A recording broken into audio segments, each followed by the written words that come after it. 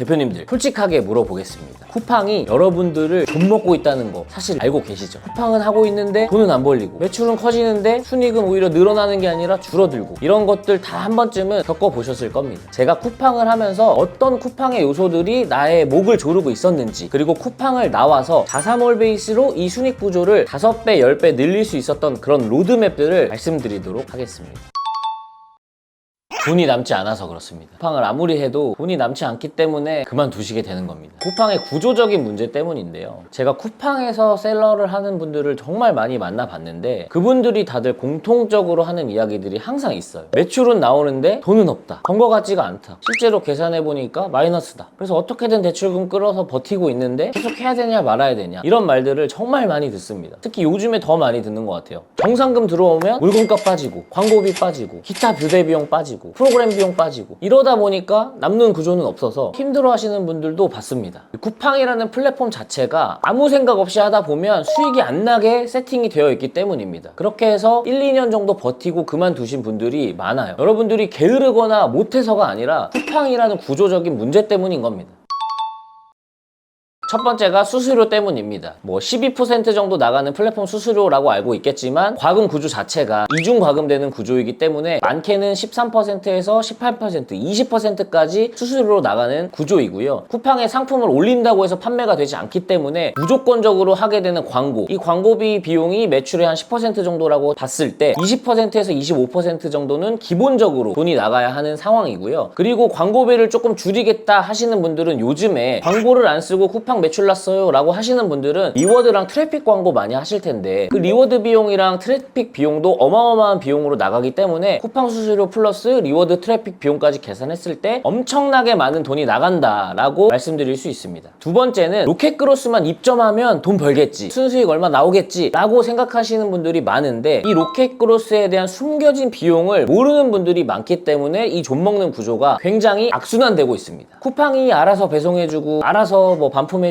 하니까 너무 편하다라고 생각을 하실 수가 있지만 입고비 따로 받죠, 출고비 따로 받죠, 배송비 따로 받죠, 반품비 따로 받죠, 양품화 비용 따로 받죠, 다시 돌려받으려면 다시 돌려받는 비용까지 받죠. 이런 비용들도 무시할 수 없기 때문에 쿠팡의 돈 먹는 구조가 계속 반복되고 있다고 생각을 합니다. 그리고 쿠팡에 입점을 시켰더니 안 팔리는 경우 45일이 넘어가게 되면 보관료를 쿠팡에서 청구하는 구조가 되기 때문에 이 보관료가 얼마씩 나가는지도 모르고 계신 분들이 너무나 많더라고요. 이것도 한 2년 전쯤에 60일, 90일 이렇게 무료였는데 매번 셀러들이 많아지는 구조, 쿠팡 창고가 이제 보관할 수 있는 공간적인 구조가 적다 보니까 이 비용마저도 30일, 45일 단위로 계속 쪼여지고 있는 형태입니다. 그러면 안 팔리면 안 팔릴수록 악순환이 되는 겁니다. 그리고 반품 비용도 골치가 아픈데요. 처음 20건까지는 쿠팡이 무료로 해준다고 쳐도 20건 이후의 반품건들은 판매자에게 다 부담이 되는 구조, 그리고 그 물건을 재판매를 하던 아니면 내 창고로 다시 물건을 돌려받던 이 비용들마저 내가 다 부담을 해야 되는 구조이기 때문에 내가 모르는 숨겨진 비용들이 계속 나가고 있다라고 보셔도 됩니다. 그로스 세이버라고 해서 셀러들을 지켜주기 위한 반품 교환 배송 정책의 장치가 나오기는 했는데 그 또한 비용적으로 부담이 되는 건 사실이다. 쿠팡에서 네이버 따라잡으려고 초기에 셀러들 모집할 때 어떻게 했어요? 무료 배송, 무료 교환, 무료 반품, 무료 보관해준다고 셀러들 다 데리고 와놓고 다 데리고 나서 모아놨더니 이제는 돈 내라고 하면 당연히 셀러들은 부담되는 거 아닙니까? 그거를 왜 우리가 내야 되냐고요. 그리고 올해부터는 물류비, 배송비, 입고비, 하차비, 부가 서비스 이것저것 무슨 비용 내라 무슨 비용 내라 무슨 얼마나 많으면 어떻게 뭐가 나가는지도 몰라요. 쿠팡 정산하시는 분들은 어느 비용 뭐가 어떻게 나가고 있는지 정확하게 모를 겁니다. 이 정도로 계속적으로 추가되는 비용들을 너무 많이 받아간다. 그래서 매해 지날수록 수익률은 계속 떨어지는 겁니다. 세 번째는 광고비도 부가세가 별도라는 겁니다. 광고비를 표기해줄 때 쿠팡 광고센터 내에서 로아스와 광고 수익률과 광고 손익률을 좋게 하기 위해서 쿠팡이 부가세를 빼놓고 보여주기 때문에 로아스가 높여 보이거나 비용 대비 광고가 효율이 좋다라고 느끼는데 이거를 막상 정산할 때 정산표를 까보면 내가 광고비를 1000만 원을 썼다라고 했을 때 정산해서 차감되는 금액은 1100만 원이 차감되니까 눈 뜨고 코 베이는 현상을 느낄 수 있다는 거죠. 물론 네이버와 메타와 다르게 내가 받을 정산금에서 차감해주는 정산 과금 방식은 너무 좋다고 생각합니다. 내 돈이 안 들어가서 좋다고는 생각하지만 너무 숫자로 장난질을 치는 행위는 안 했으면 좋겠어요. 네 번째는 의존도가 너무 쿠팡의 높아지는 구조입니다. 내가 쿠팡만 할 줄 알고 로켓그로스로 편하게 입점시키고 배송이랑 CS랑 교환 반품 쿠팡이 다 알아서 해주니까 밀도 있고 단단하게 알지를 못하는 거예요. 그렇기 때문에 쿠팡 채널만 의존하게 되고 네이버나 다른 채널은 아예 거들떠보지 않는 현상이 일어나니까 쿠팡에서 판매자에 대한 악용 정책이 나와도 받아들여야 하고 수수료를 올린다고 해도 받아들여야 하고 돈을 내라 그러면 돈을 내야 하고 쿠팡에게 질질질 끌려가야 되는 구조가 쿠팡에 대한 의존도가 너무 높기 때문입니다.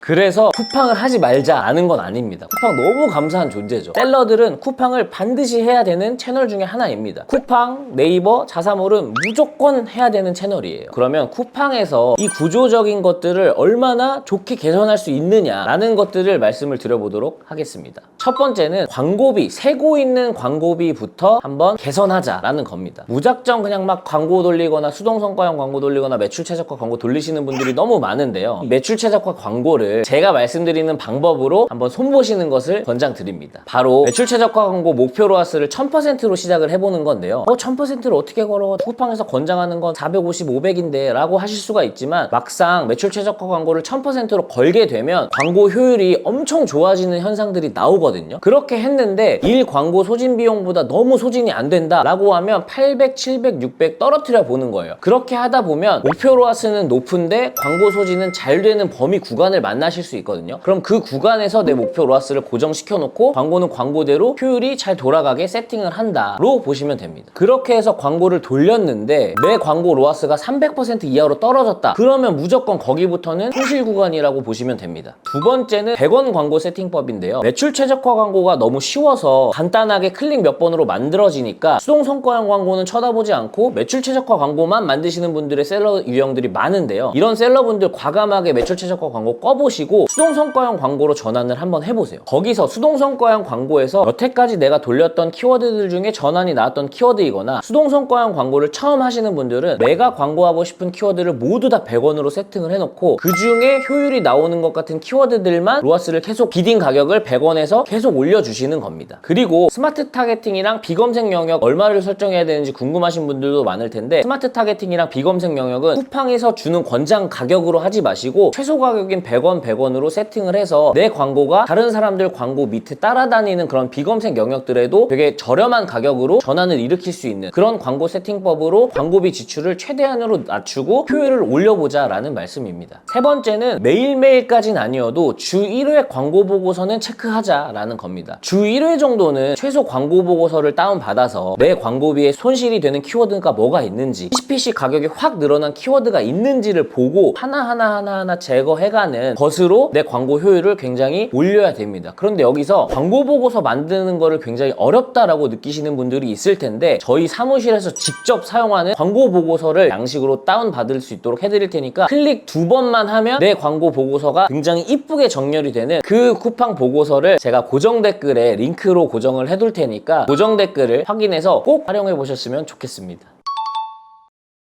그런데 이런 방법들을 한다고 해서 솔직하게 이 쿠팡 구조 자체가 변하는 것은 아닙니다. 그래서 우리는 다음 단계가 필요한데요. 다음 단계는 뭐냐면 쿠팡이라는 플랫폼을 똑똑하게 활용을 하고 자사몰을 구축하자라는 겁니다. 자사몰은 일단 수수료가 없습니다. PG 수수료 3%를 제외한 그 외적인 비용이 들어갈 게 없기 때문에 자사몰을 반드시 해야 됩니다. 앞서 말씀드렸던 것처럼 쿠팡은 많게는 20%에서 25%의 비용이 나가기 때문에 자사몰 3% 나가는 비용이랑만 비교해도 최소한 20%의 차이가 있기 때문에 자사몰을 반드시 구축하셔야 합니다. 차라리 이 20% 비용 차이가 나는 이 비용을 쿠팡에 계속 쓸 바에는 동일 비용이라도 자사몰에 써보자라는 겁니다. 자사몰에 쓰는 비용은 온전히 내 것이 되기 때문에 내가 어떻게 활용하는지에 따라서 천차만별의 수치를 받을 수 있는 반면 쿠팡에서 같은 비용을 쓰더라도 모든 자산은 쿠팡이 가져가는 구조이기 때문에 나는 남는 거 없이 그냥 비용만 지불하고 이용하는 형태가 된다고 말씀드립니다.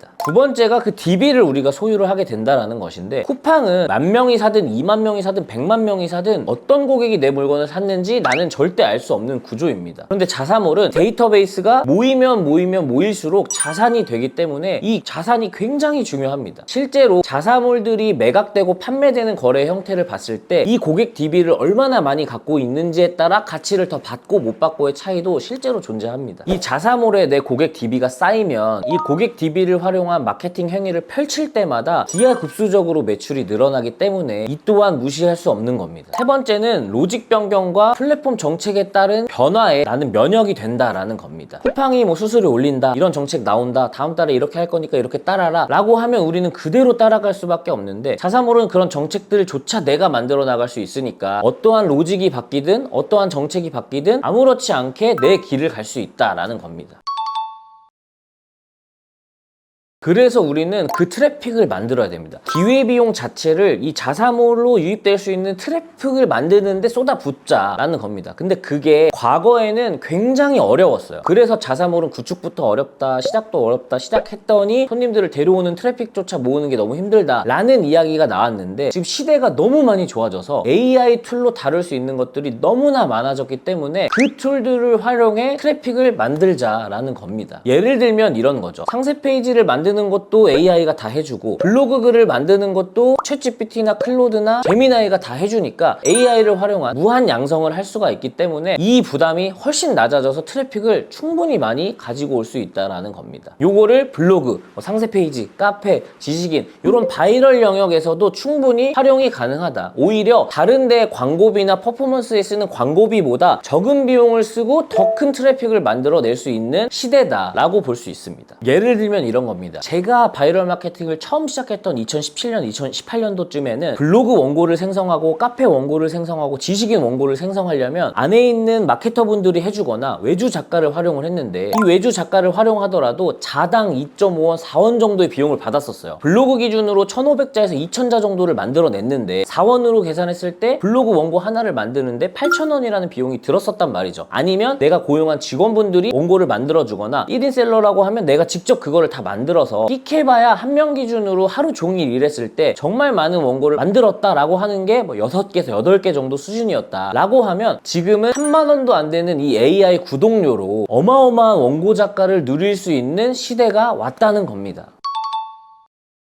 지금 당장 쿠팡을 끊으라는 게 아닙니다. 점차 쿠팡의 비율은 줄이고 순익률이 좋은 자사몰 베이스로 구축을 하자. 그 다음에 쿠팡이라는 플랫폼을 활용하자라는 겁니다. 첫 번째는 쿠팡의 손실 세팅을 최소한으로 가져가고 일단 현금 흐름을 조금 확보해 두자라는 겁니다. 아까 말씀드렸던 광고 운영 방법으로 마이너스 나지 않는 구간으로 현금 흐름을 적당히 만들어 놓자라는 거고요. 두 번째는 공산품을 판매하고 있는 셀러라면 재구매가 가능한 카테고리로 상품군을 늘려보라 라는 겁니다. 저도 8년간 재구매가 없는 상품군을 팔다가 근 한 2, 3년간 재구매가 있는 상품군의 카테고리를 팔아보니까 이 재구매가 있고 없고의 차이가 매출을 오래 유지하고 우상향시키는 거에 정말 압도적인 차이가 난다라고 제가 직접 경험을 해봐서 이거는 정말 느껴본 사람만 알 겁니다. 그래서 내가 지금 속해 있는 카테고리 군에만 갇혀있지 말고 재구매가 일어나는 상품군의 카테고리도 관심을 가져보시기 바라겠습니다. 세 번째는 자사몰을 개설하고 고객 DB를 수집을 해보세요. 쿠팡 로켓그로스에 물건을 보낼 때 내 자사몰로 유입을 시킬 수 있는 전단지 같은 거라도 만들어서 아예 쿠팡에 입점을 시키면 그 물건을 받은 고객이 다음번에 내 자사몰로 들어올 수 있게 되니까 10명, 20명, 30명 조금씩이라도 일부 고객들을 내 자사몰 DB로 데려온다로 시작을 해보셨으면 좋겠습니다.